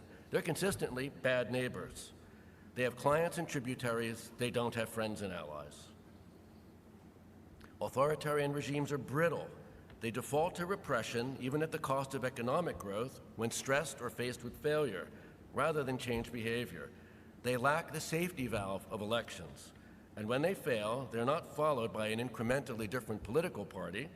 When they fail, they do so catastrophically. Closer to home, elections have led to the modification of our own strategy in the Indo-Pacific. the United States has adopted a forward-leaning strategy for the region, the free and open Indo-Pacific. Former Secretary Mattis announced the security pillar at the Shangri-La Dialogue a while back. Last year, Secretary of State Pompeo described the economic pillar to the Indo-Pacific Business Forum. The governance pillar has evolved during the course of 2 APEC summits and numerous policy fora. The economic free and open Indo-Pacific is based on fair and reciprocal trade. Put in practical terms, the United States will continue to assist nations and groups of nations with economic development. In fact, we will up our game. But we will stop subsidizing the destruction of our own comparative advantage at the expense of our own workers and companies, as we have been doing for 4 decades. I am not sure how I can state that message more clearly, yet some of our largest trading partners have had real trouble understanding this. They continue to view this significant change in course, and it is a major change in course, as a mere negotiating tactic, and their miscalculations have caused a significant setback to their own economies and to the trade prospects of the whole world. We will not, for example, treat stealing our intellectual property as the initial cost of doing business as business as usual. We will not accept the imposition of grossly unequal trade barriers that deprive our industries and workers of comparative advantage that they have worked hard to earn. I know that this can be and will be uncomfortable to our trading partners, including our closest allies, and those whose trading practices are already essentially fair. But resetting the global economic commons to competition that is fair and reciprocal will benefit all of us. I have heard complaints about American high-handedness or selfishness, but I hope that in private you are all thanking us for leveling the field of competition. On governance, the United States is committed to working with Indo-Pacific nations to create conditions needed to unlock greater private investment, combat corruption, and secure autonomy from foreign coercion. We will continue to promote transparency, openness, rule of law, and the protection of human rights. There are numerous issues that are best dealt with by a whole-of-government effort or by multinational efforts. Transnational crime, natural disasters, the results of climate change, refugee movements, extremist financing. So what does a whole-of-government approach look like to the open Indo-Pacific, to the free and open Indo-Pacific? Well, I've already talked a bit about our intent to advance free and reciprocal trade, to promote economic and commercial engagement that adheres to high standards and respects local sovereignty and autonomy, and that promotes private investment. There is, of course, a security pillar, and I should state, my partners on the panel have already gone into that at great extent, but I'd like to add that our security pillar must also rely on increasing the ability of our partners to establish their presence in the region.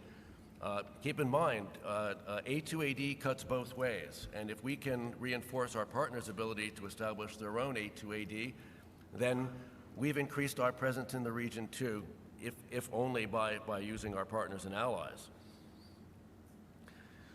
We'll advance the economic agenda by increasing our investment in economic development and infrastructure through the BUILD Act, which establishes a new U.S. International Development Finance Corporation that doubles U.S. development finance capacity to $60 billion.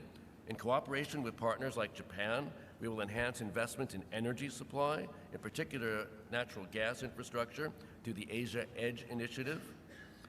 At APEC, we've launched the U.S. SCGA, the 5-year technical assistance program intended to build capacity to adopt high-standard comprehensive trade and investment policies. And our infrastructure transaction and assistance network will gather U.S. government professionals and experts to assist other countries in advancing their own sustainable infrastructure. They can be mobilized to provide assistance in working on and dealing with large-scale foreign investments in their own infrastructure, helping them to understand better the terms of those agreements, potential pitfalls and advantages. We're going to work harder to better the standards for new technologies like artificial intelligence. The setting of these standards is going to be essential to the future of the 3 benefits around security, resilience, and then partnership. Thank you, sir. I have a question here that is open to any of the people on the panel, and I think it's one that will resonate with almost everybody on the panel. And the question is, how will the role of land forces be impacted or altered by operations in a region that is primarily maritime? And how can land forces best support combined joint forces in contested waterways? Well, that was a simple question. What could go wrong with that one? Oh, I'll lead off, sure. So I think you could describe it as simply as this. In the case of our largest competitor in the region, and I think it's been said many times that the first island chain is key terrain. And anywhere I've been, you need to have key terrain. It's that simple. But I could expand that further and say when we describe multi-domain operations, one of the things you have to continually do is conduct operational preparation in the environment. And in this era, it's different than what it was maybe in the 1980s, because we're not fighting formations or echelons, we're fighting A2AD systems. That's one. A lot of people will say, well, air-land battle and multi-domain operations are just the same. It's just got a few more domains. The fact is, what we describe in the concept is different because we're no longer fighting echelons, we're fighting A2AD systems, which means you need to be able to target those nodes. To target the nodes, you need to be able to stimulate them every single day and be targeting them every single day so that in the event you have to transition to conflict, you can do so very rapidly. And when you contrast that with the fact that the magazine capacity of our peers may exceed ours significantly, every target counts. So who's doing that every single day right now? Not to the degree we will need to be able to create a sufficient deterrent. And then the long-range precision fires obviously is something that we've all talked about, and being able to control sea lanes from the land is not unlike that which our peer competitors do right now, both airspace and sea lanes controlled from the ground. Thanks, sir. I think we have time for a couple more. This one is also for General Clark, and I can't resist it because it's signed your former roommate. That could go in a lot of directions. Oh, hey, good. I'm ready. I got stories. And the question is, how will you evolve your team's participation in Pacific pathways to foster enduring relationships and create greater interoperability? General Burleson, that's a fantastic question. Thank you. We have time for a story? No.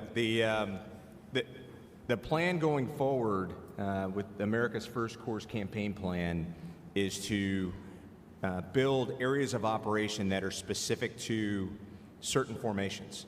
For instance, there'll be an AO bayonet where there are certain countries that will habitually train and partner during pathways exercises with the 7th Infantry Division.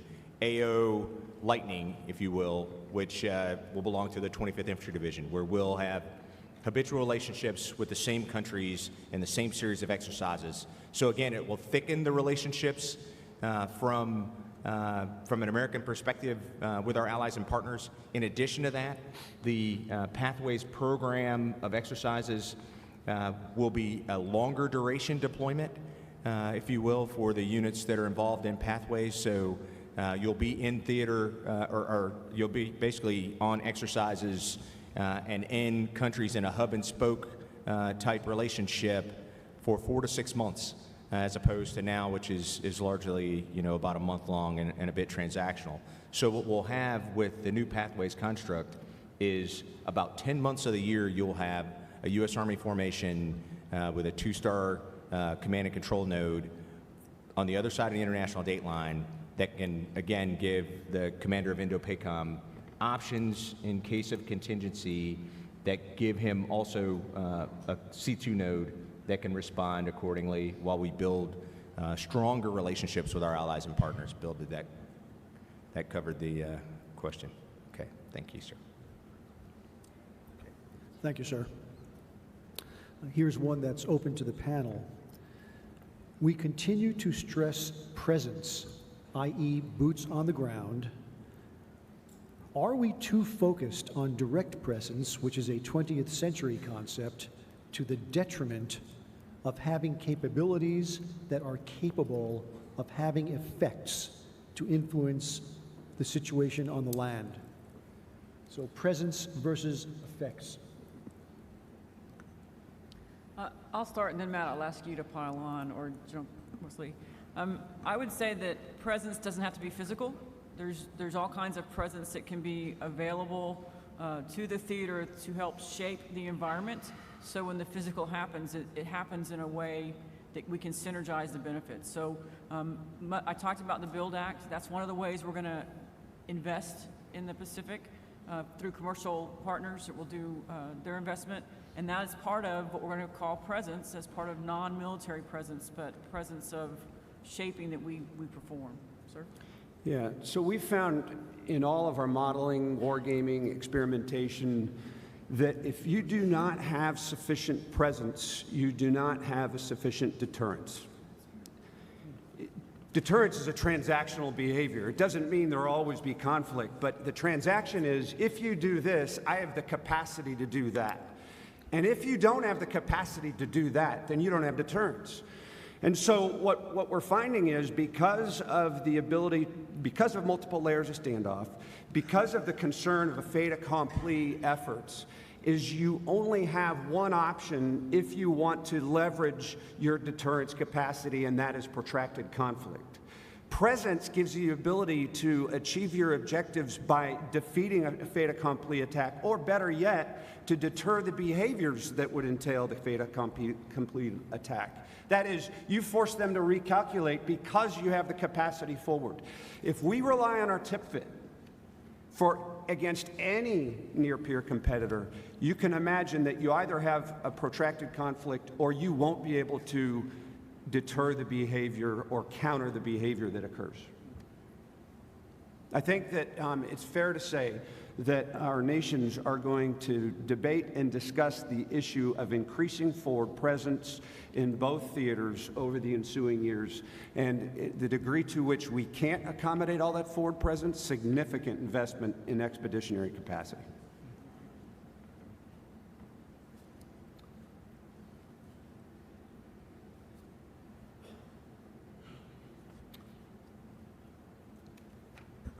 So earlier in my opening comments, I posited the idea that one of the biggest strategic changes in the environment is the emergence of China as an actor of consequence, increasing tensions between China and the U.S., and third, how others in the region are reacting to the first two.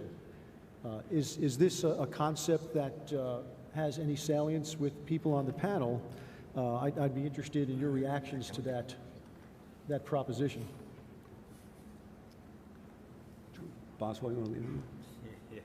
Yeah, that's a real tough one, because it does drift into the foreign policy space. And I see my consul general staff over there, so you got to give me a thumbs up or a thumbs down when I've had a crack at this. Look, for New Zealand, we have a definite policy of inclusion, not exclusion. And when it comes to our relationship with China, we have a significant economic relationship with China, some $30 billion worth of two-way trade annually. And we need to balance that relationship with all the other forces in the region and all the other aspects of our relationship with another nation. And that then leads us into challenging circumstances with respect to the US relationship with China, and the importance of the US relationship to us as a Five Eyes partner, and long and historic links with your nation, and in particular with your military. So there is a strategic balance that's required. It's not an easy one for us to land, and it's one that continues to test us, but it is the reality of the current strategic environment. Same also with the Malaysian as a small country. I think when there is the balance of power between the US and also China, we try to stabilize it with to make it engage also with the US and also with China, so that we do not want to have any perceptions or perspective on both sides of the country because we are in the middle. So as mentioned by General Boswell just now, as a small country, we try to balance up or stabilize with both US and also China, especially with the present Indo-China, what we call, is just at the center or the main conflict area between both of the superpowers. Matt, any comments on that? Well, you're just trying to provoke me, David. Yeah, it's very clear that those are factors that we're considering every day. The United States policy has changed from one of being accommodationist towards China to being one of competition. But competition does not necessarily mean conflict. Competition is healthy. There's nothing wrong with competition if we keep it within reasonable bounds. I think that would be one of the underlying foundations of our policy. We don't expect countries to make a choice between the United States and China. We don't have anything against Chinese development or their assistance in helping other countries develop as long as those development practices are up to high standards, which unfortunately they are frequently not. And we're happy to help our Chinese counterparts in achieving those high standards for their development. But more importantly, we're going to help other countries in looking for the defects in some of those transactions to make sure that they don't get screwed, they don't fall into debt traps, they don't become effectively neo-colonial colonies or clients of another country. We don't want to see a system where independent states of the Indo-Pacific are subject to coercion by a third party. That's our position. Yeah, along those lines, I was very glad that General Brown, in his opening comments, mentioned the fact that he and others from USARPAC have been involved in the U.S.-China disaster management exercise that rotates between both CONUS, Hawaii, and mainland China. It's been a very successful and productive element of the military relationship over many years. And I think First Corps has participated in that in the past as well. So we just have a couple more minutes here. Ma'am, are there any issues that you'd like to put out onto the panel? No, I'll just add on to the last comment. You know, it isn't about we were anti-investment from China at all. It really is about understanding the hook you have when you make decisions in your country's best interest, and we want all countries to be able to make their own decisions. We don't want to coerce them either. It's important to understand that, you know, when we say free and open, we mean exactly that, free to choose. And we have to believe that if we're going to say that. And I do think we at Indo-PACOM do, in fact, believe that the right way forward is a free and open Indo-Pacific.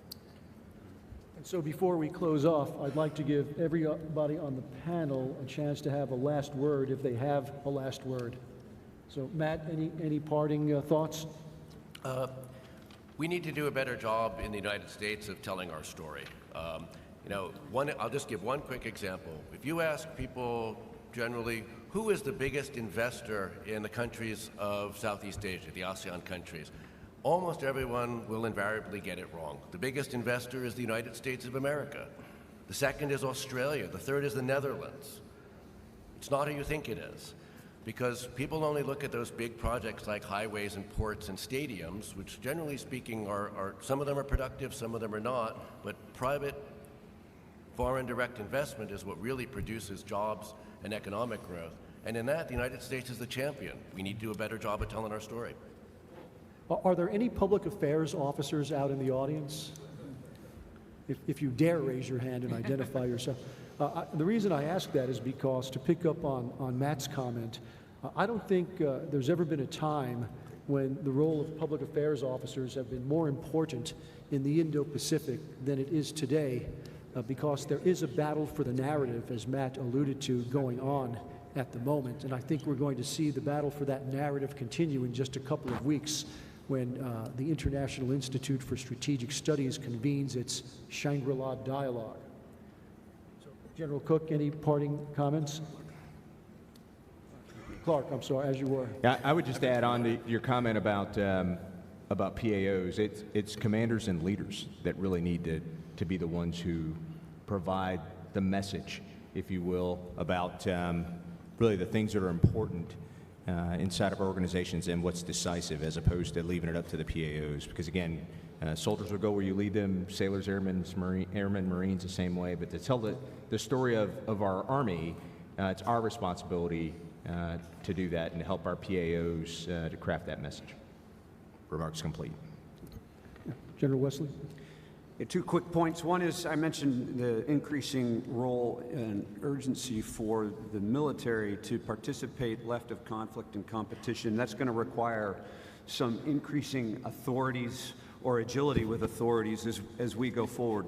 And that brings me to the second point, where a lot of times our partners, allies, and friends will ask, how do we fit into multi-domain operations? It seems like an ambitious concept. One of the things we oftentimes will say is that our allies, partners, and friends sometimes have certain niche capabilities or authorities that we might not have yet, and we need to leverage those to the degree possible in your area, in your regions.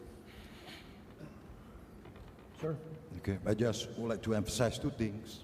Firstly, as mentioned, any conflict that occurs within Indo-Pacific should be resolved communally rather than individually. And the last point is that a well-orchestrated response methodology should be discussed at the Indo-Pacific level to resolve any conflicts. Thank you. If I could just make one comment, for a small nation like ours, the complexity and the characteristics of future warfare, the advances in modern technology, it makes interoperability tough, and it's only going to get tougher. We are a small but professional army, and absolutely determined that we'll value add to any coalition that we're a part of and never detract from it. So the support of not just the United States Army personnel in this room, but all nations in the room that allow us to do that is greatly appreciated. So thank you very much. And I just want to thank the panel for being here and for contributing. And most importantly, I want to thank the audience and those of you that are here that help build up the team of teams that is going to be necessary for any adversary in the future, whether it's a human adversary or an environmental adversary. We have to start working together and get to know each other better. So thank you for being here and for being part of that conversation. Okay, thank you. Cool.